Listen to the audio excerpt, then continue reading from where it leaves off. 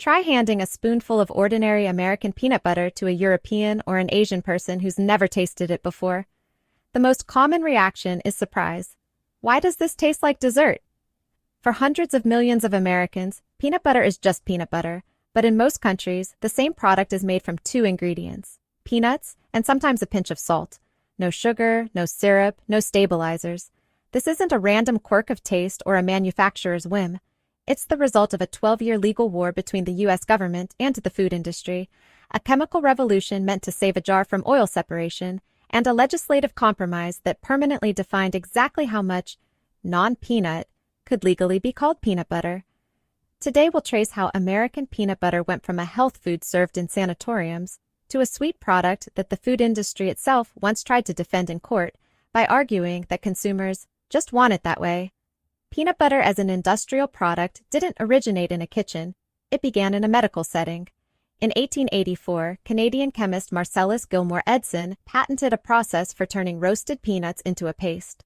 A decade later, Dr. John Harvey Kellogg, founder of the Battle Creek Sanatorium, began grinding nuts as a butter substitute for patients who, for medical reasons, couldn't chew solid food. That earliest version contained no sugar at all. Peanut butter was marketed as a dietary, almost medicinal product for wealthy sanatorium and spa clients. The real mass breakthrough came at the 1904 St. Louis World's Fair, where vendor Ambrose Straub sold peanut butter as a novelty to fairgoers. And from there, it began its path to becoming a national staple. By the 1920s, peanut butter was already in every other American refrigerator. But that's exactly when the problem began that this entire story grew out of. The oil in the jar kept rising to the top. Natural peanut butter is simply ground peanuts, and peanuts are rich in oil. Without stabilization, that oil physically separates from the solid mass over time and rises to the top of the jar, forcing the buyer to stir the product with a spoon every time. For an industrial manufacturer selling millions of jars and wanting them to sit uniformly on shelves for months, that's a serious technical problem. In 1922, chemist Joseph Rosefield invented a process of partial hydrogenation of oil specifically for peanut butter, allowing the product to stay uniform and solid at room temperature. Rosefield later founded the Skippy brand, and virtually every major manufacturer went on to adopt his technology in one form or another. But hydrogenated oil alone didn't solve everything. Consumers in the first half of the 20th century didn't always like the new product's aftertaste and texture. Fighting for market share, companies started adding sugar and molasses, not for preservation, but literally for flavor, to make the product sweeter and thus more appealing to children, who had become the primary target audience. The recipe combining hydrogenated oil with sugar and molasses proved so commercially successful that competitors, one after another, began copying that exact formula. By mid-century, sweet peanut butter had gone from an exception to the shelf standard. In 1959, an FDA study found that some jars labeled peanut butter actually contained only about 75% peanuts. The rest was cheaper hydrogenated oil and sweeteners like glycerin. Outraged consumers dubbed the product peanut face cream. The FDA proposed a new standard: at least 95% peanuts, with no more than 5% optional ingredients allowed. Manufacturers, Skippy, Jif, Peter Pan, disagreed and launched a counteroffensive, insisting that consumers themselves wanted a sweeter, more spreadable product, and that a stricter standard would supposedly stifle innovation and raise prices. That's how the legal battle began, one that the FDA itself later jokingly called the argument over how many angels fit on the head of a pin, since the final gap between the two sides came down to just 3 percentage points, 90 versus 87. Public hearings in the fall of 1965 ran for 20 weeks and left behind a transcript of nearly 8,000 pages.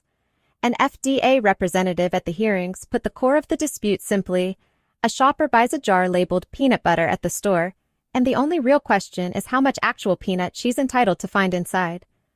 The U.S. Court of Appeals ultimately upheld the FDA's position, and on May 3, 1971, 12 years after the first proposal, the standard finally took effect: at least 90% peanuts, with no more than 10% sugar, salt, hydrogenated oil, and other additives. Since then, any product with a lower peanut content can only be sold under the name peanut spread rather than peanut butter. But here lies the central irony of this story. The standard meant to protect consumers from counterfeit product, simultaneously enshrined in law, the manufacturer's right to add up to 10% sugar and hydrogenated oil, and that exact legal share became the standing recipe for most brands for the next half-century. Another chapter of this story isn't about sugar, it's about the hydrogenated oil itself. Partial hydrogenation, invented for jar stability, also happens to create trans fats, a type of fat linked to raising bad cholesterol. Starting January 1, 2006, a new federal rule required manufacturers, for the first time, to list trans fat content as a separate line on the label. Technically, the law allowed rounding any amount below 0.5 grams per serving down to 0, so some jars showed 0 grams trans fat for years, even though partially hydrogenated oil still appeared in the ingredient list. In 2015, the FDA made a much stricter ruling. It officially determined that partially hydrogenated oils were no longer generally recognized as safe and required manufacturers to phase them out of food products. In response, the peanut butter industry largely switched to fully hydrogenated oil and palm oil, technologies that solve the same separation problem but don't chemically produce trans fats. From a label standpoint, that's a genuine improvement, but the underlying logic stayed the same. The product is still engineered to sit stable and uniform on a shelf for years, not to resemble freshly ground peanuts as closely as possible. Interestingly, manufacturers have long known that pure peanut butter with no sugar or hydrogenated oil can absolutely be made and sold. That's exactly why every American supermarket today has a separate, smaller shelf for natural peanut butter, essentially the same product sold by default in most other countries. Ground roasted peanuts, sometimes with a pinch of salt and nothing else. But that's a niche, pricier segment, not the mainstream. The main reason is that several generations of Americans literally grew up treating the sweeter taste as the benchmark for proper peanut butter. Sugar, added first purely to compete on flavor in the mid-20th century, gradually shaped an entire nation's expectations. For millions of people, peanut butter without sugar doesn't register as the original, more authentic version of the product. It reads as unfinished or bland. It's the same paradox every time. A flavor artificially altered to boost one generation's sales becomes the new normal for the next. Peanut butter itself is a valuable source of protein, unsaturated fats, and fiber, and nutritionists generally recommend it as a healthy food. The problem isn't the peanuts, it's what's hiding alongside them in a typical American jar. Popular sweet brands add a few grams of sugar to every 2 tablespoon serving. Seemingly not much, but it's still added sugar in a product marketed for decades as a protein source, not a dessert. With daily consumption, especially by children eating sandwich after sandwich, those few grams per serving add up to a noticeable share of the daily added sugar limit that nutritionists recommend keeping in check, given the link between excess sugar and obesity and metabolic disorders. There's one more, lesser-known nuance worth mentioning honestly, without overstating the risk.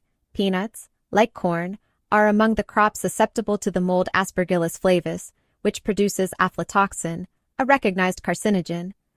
In the U.S., this risk is strictly controlled through regular batch testing, and no mass outbreak of illness linked to aflatoxin in American peanut butter has ever been recorded. But the fact that peanuts are among the crops with the highest natural risk of this kind of contamination is itself another reason why just ground peanuts was never a product entirely free of quality questions. This story isn't really about one product. It's about how the food industry and the regulatory system can, together, lock in an entire nation's taste for decades. Hydrogenation, invented to solve a purely technical oil separation problem, dragged sugar along with it in the competition for flavor. And a law meant to protect consumers from a counterfeit product ended up unintentionally legalizing the very recipe whose excesses it had originally set out to fight. The biggest irony is that the very first American peanut butter, served in the Battle Creek sanatoriums, contained no sugar at all. It was sold as a dietary, almost medicinal food. What today feels like the classic taste of American peanut butter isn't the original recipe. It's the result of nearly a century of commercial and legal history in which flavor was shaped to fit sales, not health. So next time you're spreading peanut butter on toast, take a look at the label.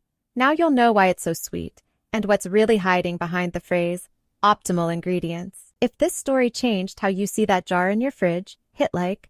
It's the best way to help this channel reach more people. And let me know in the comments, are you team sweet or team natural peanut butter? I read every comment.